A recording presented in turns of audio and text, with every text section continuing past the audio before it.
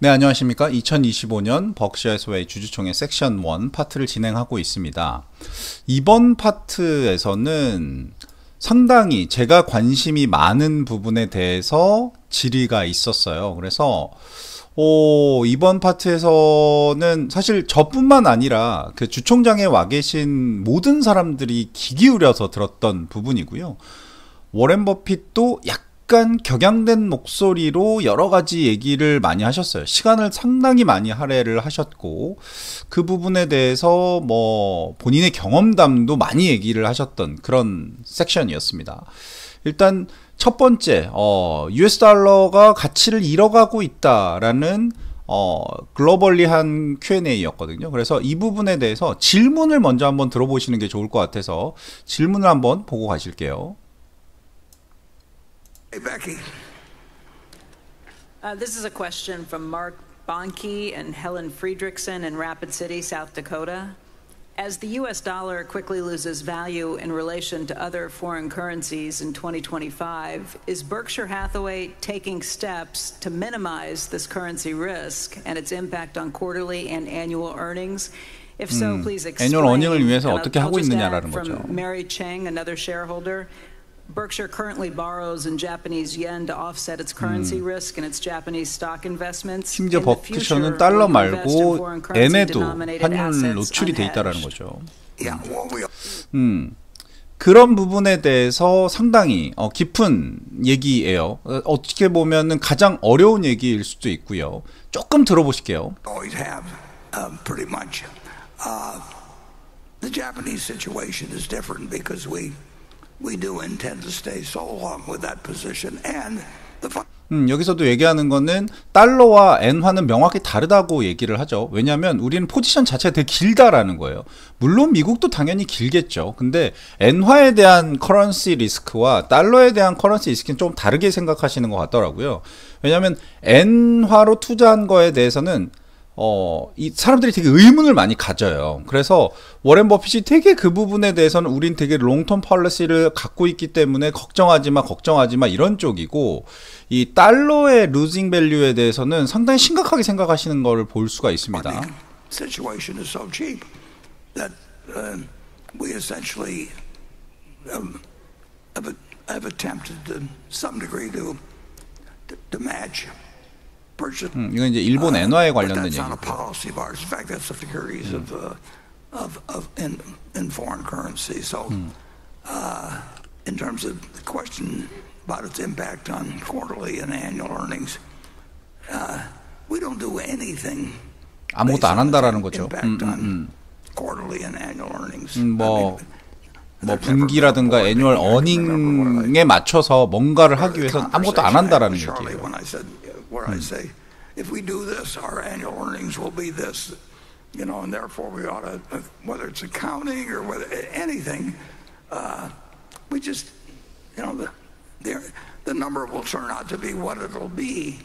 What counts is where we are 5 or 10 or 20 years from now, and if you start focusing on what number you're going to produce.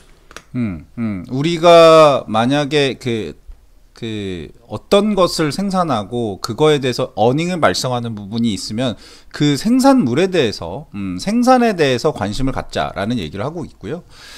달러에 관련된 얘기는 달러의 약세는 피할 수 없는 상황이다라고 얘기를 합니다.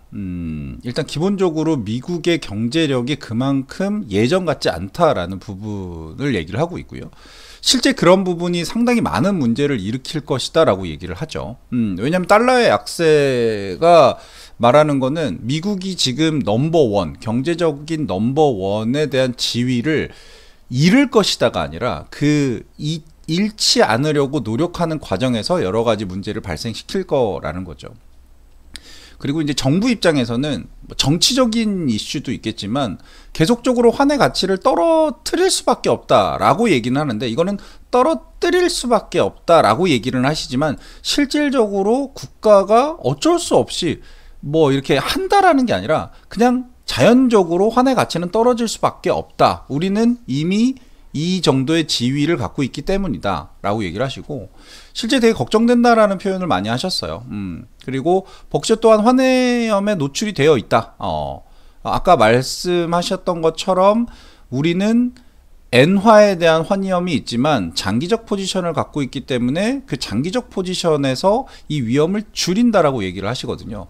즉 US 달러가 가치를 잃어버림에도 불구하고 우리는 계속해서 미국 주식을 투자를 할 거고 미국 주식에 대해서 발전하는 거에 대해서 크게 문제가 없다. 왜냐하면 우린 이미 달러를 사용하기 때문이다라는 거죠.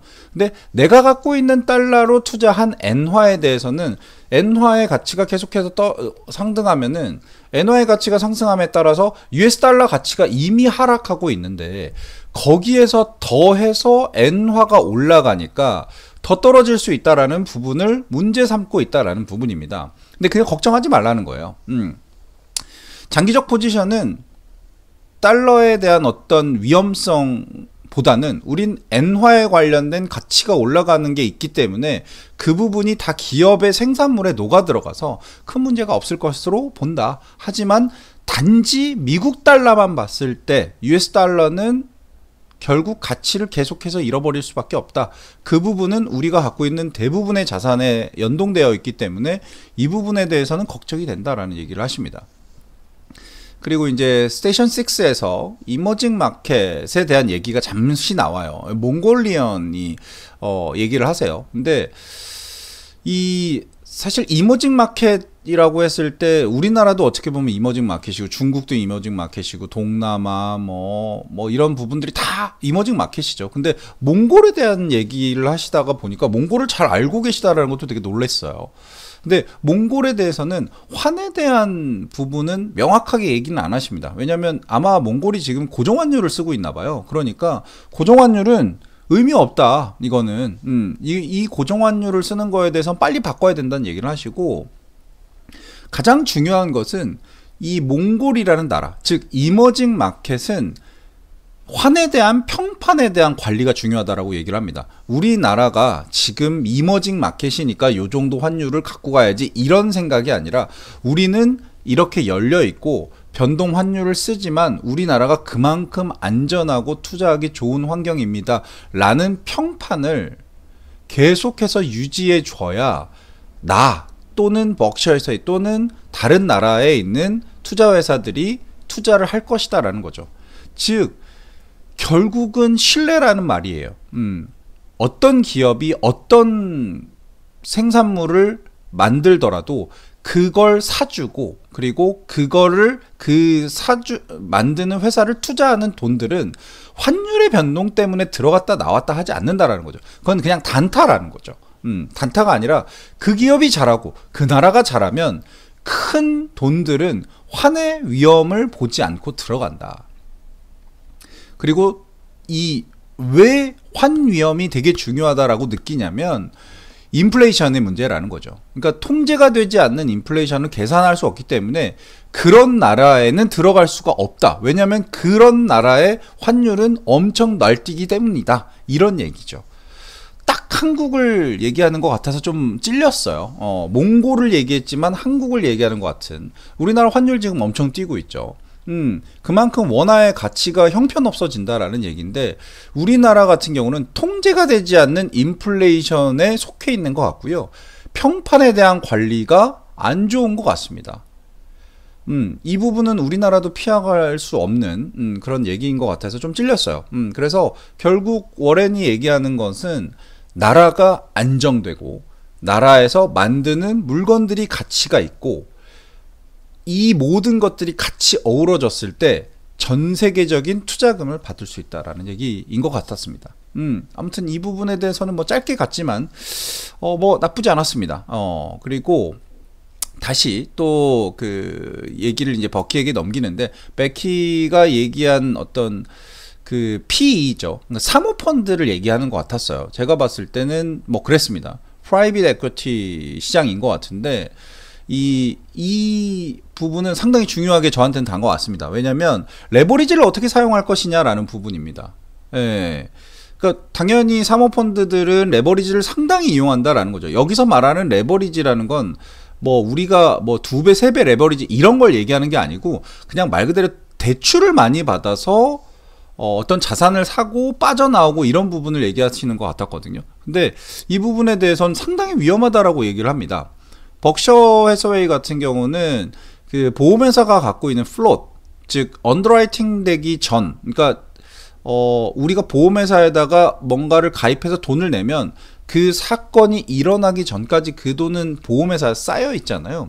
그 쌓여 있는 돈을 플롯이라고 하는데, 그 플롯을 사용해서 또다시 투자를 합니다. 그 또다시 투자한 회사에서 배당이라든가 뭐 이익이라든가 이런 게 발생하는 게 보험회사에서 언더라이팅 돼 있는 금액 이상으로 올라가게 되면 그 돈은 정말 이미 다 잘 쓴 거죠. 이런 식으로 운영하기 때문에 벅셔에서는 대출이 없는 거예요. 즉 레버리지를 사용하지 않는다라는 거죠. 근데 사모펀드 회사 같은 경우는 뭐 유망한 것들에 투자하기 위해서 아주 작은 자본으로 엄청난 레버리지를 활용해서 투자를 하고 돈을 버는데, 실제 돈을 버는 회사들이 있다고도 얘기를 합니다. 근데 매우 위험하다 라고 얘기를 하고 있고, 벅셔 해서웨이 같은 경우는 그런 분야와는 똑같은 기업을 투자하더라도 구별되어 있다. 우리의 모델은 다른 방식이다 라고 얘기를 합니다. 그리고 우리의 모델이 맞다라고 얘기를 해요. 이런 레버리지를 많이 사용하는 거에 대해서 아주 극혐하는 분이시잖아요. 그래서 적정량의 레버리지에 대해서는 얘기를 안 해요.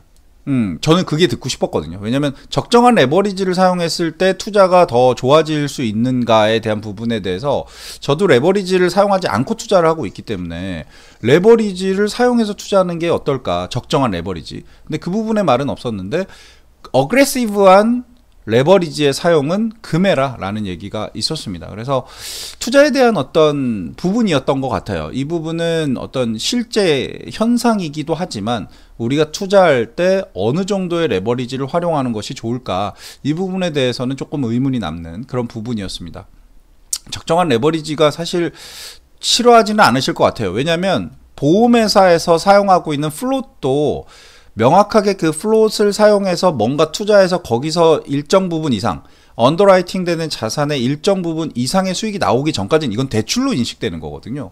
그렇기 때문에 이건 어찌 보면 일정 부분의 대출이에요. 그냥 매트릭스가 다른 것일 뿐이죠. 그래서 단지 사모펀드들의 레버리지는 매우 위험하다라는 말을 하시면서 레버리지 투자에 대한 어떤 경각심을 일깨워 주셨던 것 같습니다. 네, 이번 파트도 이렇게 정리하고 끊고 가겠습니다. 고맙습니다.